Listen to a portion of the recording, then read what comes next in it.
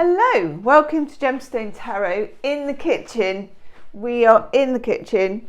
We are surrounded by, it's just become my life now. Starts at 8 o'clock in the morning. And yeah, maybe I think I'm just going to get like Stockholm syndrome. You know, when they're gone, I'm going to be like getting out drills and just walking around like this. And maybe not.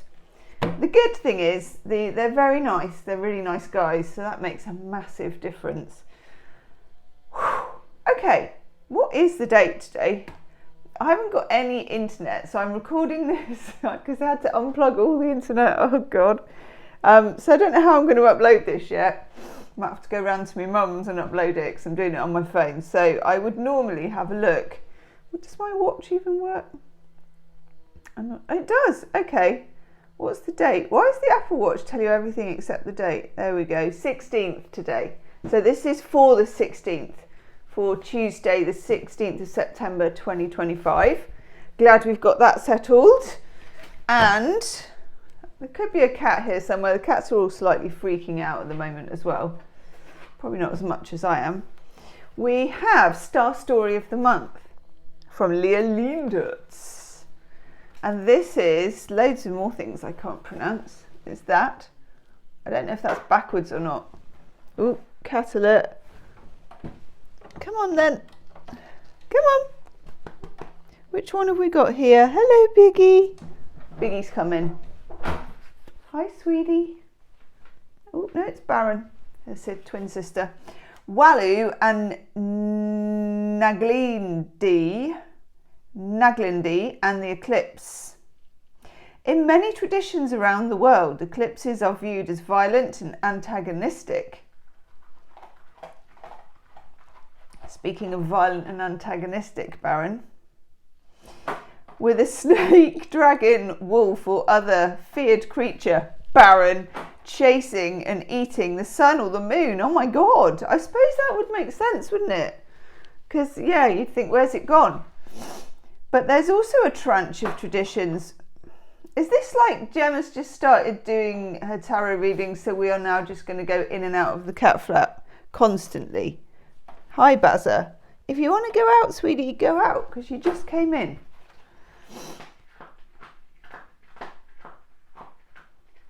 OMG. But there is also a tranche of tradition where the meaning behind eclipses is love, not hate, with the sun or the moon chasing the other through the sky and only occasionally and briefly being together. I think we're talking sun and moon smooch. Sun and moon are smooching. This is the case in many Indigenous Australian myths, and on the 21st of September, a partial solar eclipse will occur over New Zealand and the eastern edge of Australia, in which about 70% of the sun will be kissed or covered. The kissed was my part. Contrary to most beliefs around the world, Indigenous Australian folklore generally views the sun as female and the moon as male, Baron. This is interesting. The Yolngu, Yolngu people of Arnhem Land in the Northern Territory, and I know the Northern Territory from watching Australian MasterChef. I know, because they have, or recently, they've been to like the Northern Territories, or I think they have, and they do the indigenous ingredients, and oh God, it's incredible. So in the Northern Territory, they tell tales of the sun woman, Walu.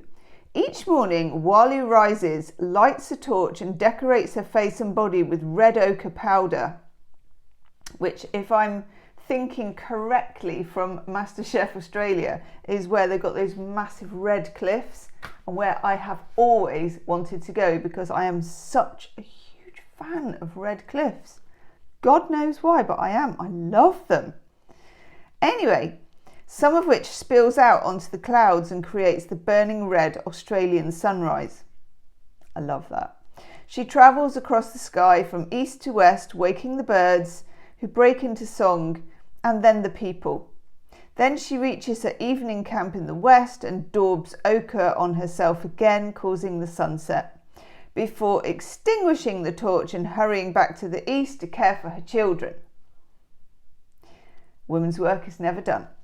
Her husband is Naglindi, who begins the month young and slim as a crescent moon, but eats too many crabs and grows fat and lazy as the month wears on. He follows Walu through the sky, and an eclipse occurs when he very occasionally catches up with her, and they disappear off together for a short while. That's just so good. I love that. Thank you, Leah Lindhertz. Okay, tell us about Tuesday. What do we know about Tuesday? It's always Tuesday. That's what I say about Tuesday. Just check that I'm not playing with one of the Joker cards. I normally am.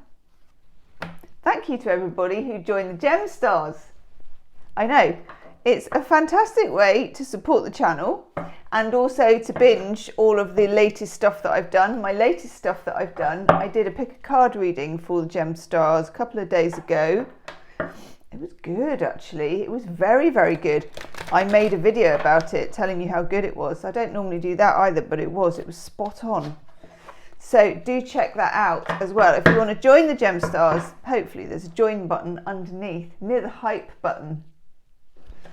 I know, there's so many things to remember, aren't there, on YouTube? It's like a full-time job, like joining, hyping, swiping, watching, liking, subscribing. There's a lot of ings. Okay, what do we need to know? What do we need to know? Where did Baron go? That's what I want to know. Oof. Oh, hello. So using the Mythic Tarot, this is very kind of agricultural, and I like this. Oh, hello, you, King of Cups. Didn't we get the King of Cups yesterday? Wasn't that in the Kitsch one, which I'm using the Oracle of today, where we had an ice cream sundae? Anyway, that's kind of one of the OG King of Cupses. What's he called again? I wish I could remember his name. He's the king that women fall in love with him when he plays his harp thing. Anyone who knows, please put it in the comments. Of course, he's got his throne and the water's touching the throne. Really important with the King of Cups. Obviously, he's got his Asti Spumante or whatever in his cup. I know, like that. Is this the Aeolian harp? I wish I could remember his name. It's doing my head in. Anyway, King of Cups, emotion, feelings. Some of you may be dealing with somebody's emotions or feelings. Or you might be dealing with your own. We've all been like sort of lolling around in the fields since we had the full moon lunar eclipse in Pisces. It's been a bit kind of, I don't know, just, it's not bad and it's not good. It's just, it is discombobulating. It's like bobbing around in water, you know. I'm on a wooden table and the cards won't come off. Then we get, I'm going to look at these two first. We get the Empress, which is just one of the most glorious tarot cards ever, this Empress. It's the front of the box, and it's just glorious. We've got all of the hills in the background. We've got the stream and the water going, which is like the source, but this is Demeter, so she's goddess of the crops. And then next we've got the Queen of Pentacles, who's very similar. She's like her PA. So she's also Queen of the crops and often pictured with like woodland animals and things like that. There's something a bit agricultural here. There's something a bit earthy, which I really like because I feel like we need that earthiness. But at the same time, I'm noticing we've got water with the King of Cups. We've got fire with the King of Wands. We've got earth with the King of Pentacles. And we also have air with Athene and her mahoosive sword.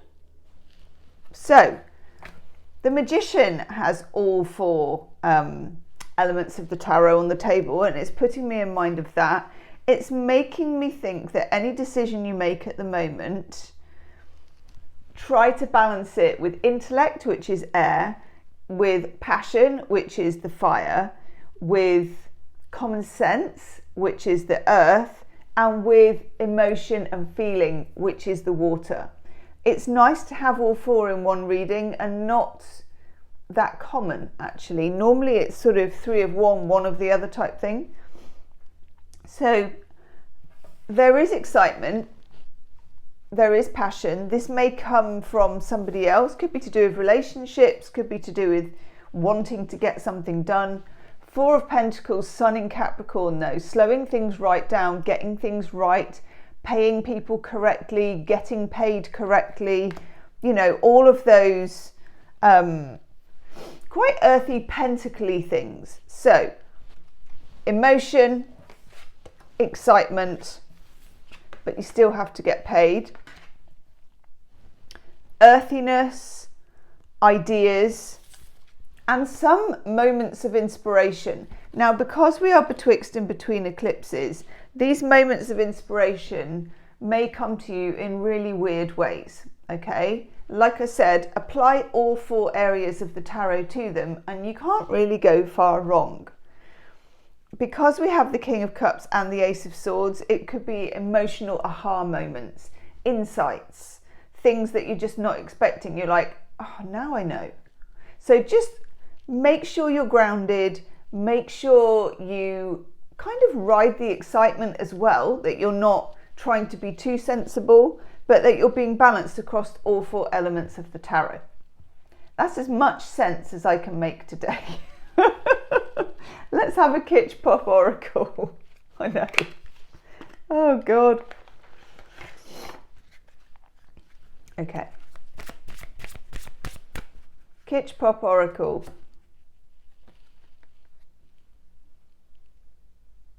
God, I remember these. VHS tape. Does anybody else have one of those? VHS? God, I remember getting one of these. Ferguson Video Star, I think it was called. You're not stuck on rewind, you are on fast forward. I'm going to say you're on both though. I'm going to disagree with that. Neither nout nor summit. That's what we are at the moment. We are betwixt. Ooh. Yes, much more like this. Magic 8 ball. Uncertainty is its own kind of answer. Leave me a comment. Let me know how it resonates. I'll see you tomorrow from one of the rooms in my house, probably. Namaste.